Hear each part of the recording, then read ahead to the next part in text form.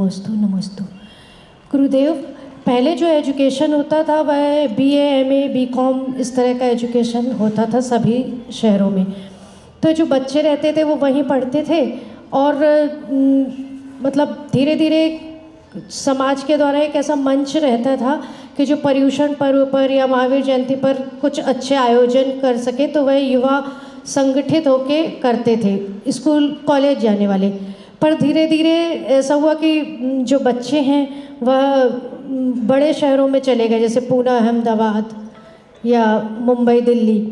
तो मैं आपसे कहना चाहती हूँ कि यदि हर शहर का बच्चा, जैसे पूना है वहाँ पर जैन जो बच्चे आए हैं पढ़ने के लिए, तो क्या आपके निर्देशन में ऐसा एक मंच हर शहर में तैयार नहीं किया जा सकता कि वह वहाँ पर रहकर इन आयोजनों में अपना एक मंच तैयार करें, जैन युवा मंच हर शहर में, बहुत जो अच्छा। मतलब जैन धर्म की पताका को आगे फहराएं। और यदि अच्छा। उनका 4 साल का एजुकेशन पूरा हो गया और वह चले गए वापस, तो दूसरे जैन बच्चे आएंगे।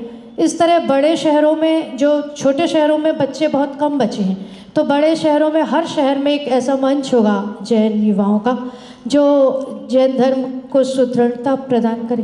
बहुत अच्छा प्रश्न है, प्रश्न की अनुमोदना करता हूँ। देखिएगा वक्त कैसा बदलता है। पहले आपके गांव में जब बाहर से कोई व्यापारी आता था तो बताइए कहाँ रुकता था?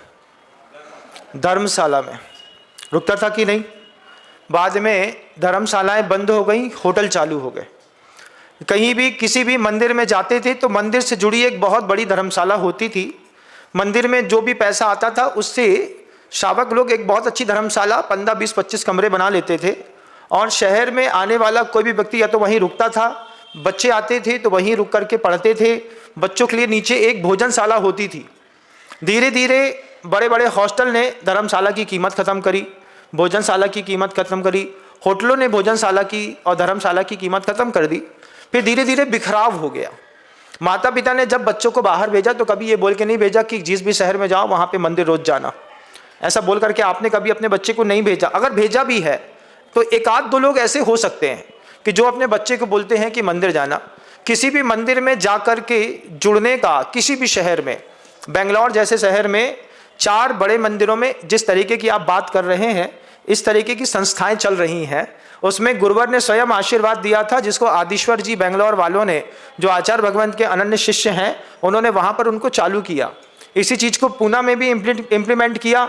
जब अंकित लोगों ने मिलकर के पूरी की पूरी जैन कॉलोनी काटी और वहाँ पर लोगों को शिफ्ट किया, उनके लिए व्यवस्थाएं बनाई।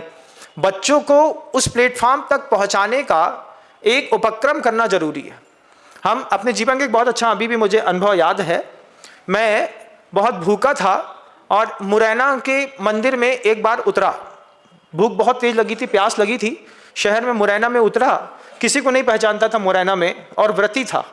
मंदिर गया, सुबह 10, साढ़े 10 बजे की बात होगी।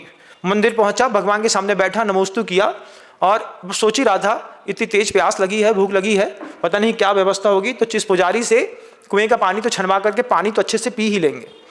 जैसे ही मंदिर पहुंचा तो एक महिला उठ करके मुरैना के मंदिर से उठी और हमसे बड़े स्नेह से बोलती है, आप हमारे घर में भोजन करने चलिए। अंधा क्या चाहे, 2 आंखें। हमने कहा हम ब्रह्मचारी हैं, उन्होंने कहा हम 2 प्रतिमाधारी हैं, हमारे यहाँ शुद्ध भोजन बनता है, आप चलिए।